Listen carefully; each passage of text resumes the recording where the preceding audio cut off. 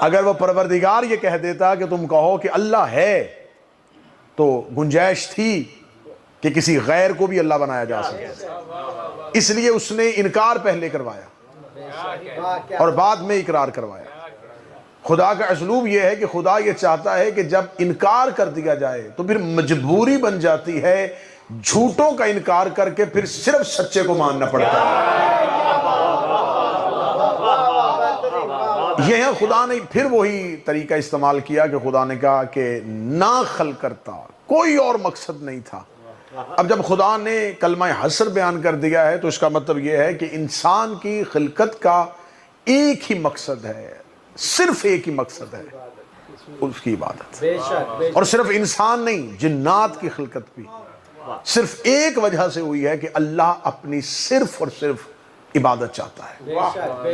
یہ اتنی مضبوط آیت ہے کہ یہ نماز کی باقاعدگی کے لیے بچوں کو سکھائی جاتی ہے۔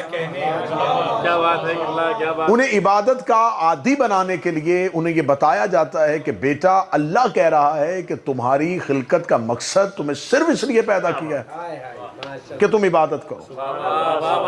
میرے سامنے انتہائی علمی احباب تشریف فرمائیں، اگر پروردگار کا مقصد جو ہے تخلیق کا صرف عبادت ہے تو پھر خدا نے اگر انسان کی تخلیق صرف عبادت کے لیے کی تو عبادت کے اوقات مقرر کیوں کیے؟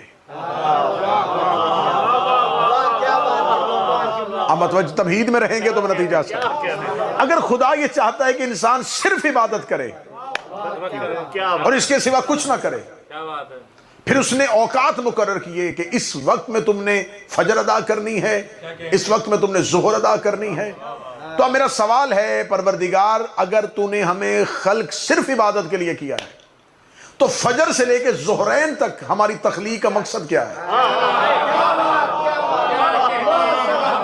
اگر ہمیں خلق ہی صرف عبادت کے لیے، پیدا ہی صرف عبادت کے لیے کیا ہے تو فجر سے لے کے ظہرین، ظہرین سے لے کے مغربین، مغربین سے پھر فجر کا انتظار، پھر اس دورانیہ میں جو درمیان میں وقفہ ہے اس میں انسان کیا کرے؟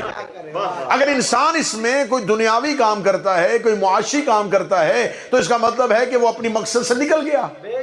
اس کا مطلب وہ جو بھی کر رہا ہے وہ بے مقصد ہے۔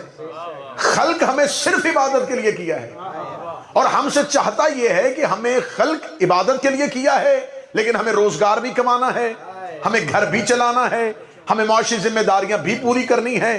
تو میرے مالک تو کہہ دیتا کہ میں نے تمہیں خلق کیا ہے تاکہ تم دن کے ان اوقات میں میری عبادت کر سکو، تو کہہ رہا ہے کہ میں نے تمہیں خلق ہی نہیں کیا صرف اس لیے کہ تم میری عبادت کر سکو۔ اس کا مطلب ہے کہ خدا جو تقاضا کر رہا ہے بندے اسے عبادت سمجھ نہیں رہے۔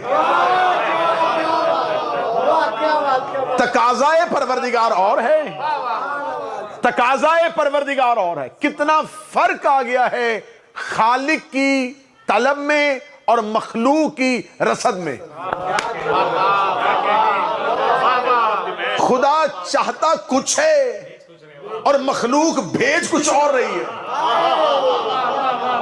اگر بات سمجھ میں ہے تو پھر آپ نے زحمت فرمانی ہے۔ خدا یہ چاہتا ہے کہ انسان صرف عبادت کرے، اور اگر ہمیں صرف عبادت کرنی ہے تو اس کا مطلب ہے کہ پھر معنی عبادت ہم تک نہیں پہنچا۔ پھر لفظ عبادت سے تو ہم واقف ہیں لیکن معنی عبادت سے واقف نہیں ہیں۔ اس کا مطلب خدا جو ہر لمحہ چاہ رہا ہے وہ عبادت کوئی اور ہے، خدا جسے ہر لمحہ چاہ رہا ہے وہ عبادت کوئی اور ہے۔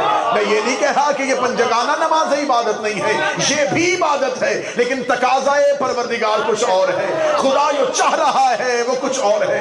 وہ کون سی عبادت ہے جو ہر لمحہ کی جا سکتی ہے؟ وہ کون سی عبادت ہے جو ہر لمحے ہو سکتی ہے؟ کیونکہ نماز کے اوقات مقرر ہیں، رمضان 30 دنوں کے لیے آتا ہے، حج 1 دن کے لیے کیا جاتا ہے، زکوٰۃ سال میں 1 دفعہ دی جاتی ہے۔ مجھے علماء کرام وہ عبادت لا کے بتائیں کہ ایسی ایک عبادت ہے جو انسان اٹھتے بھی کر سکتا ہے، بیٹھتے بھی کر سکتا ہے، سوتے بھی کر سکتا ہے، جاگتے بھی کر سکتا ہے۔ اس کا مطلب ہے جو عبادت ہر لمحہ ہو سکتی ہے وہی مقصد تخلیق ہے، اسی کے لیے انسان کو خلق کیا ہے۔ لوگوں کی آنکھیں کھلی رہ جاتی اگر وہ عبادت کے مقصد کو پہنچ سکتے، اس لیے رسول نے کہا تھا حب علی علی والا۔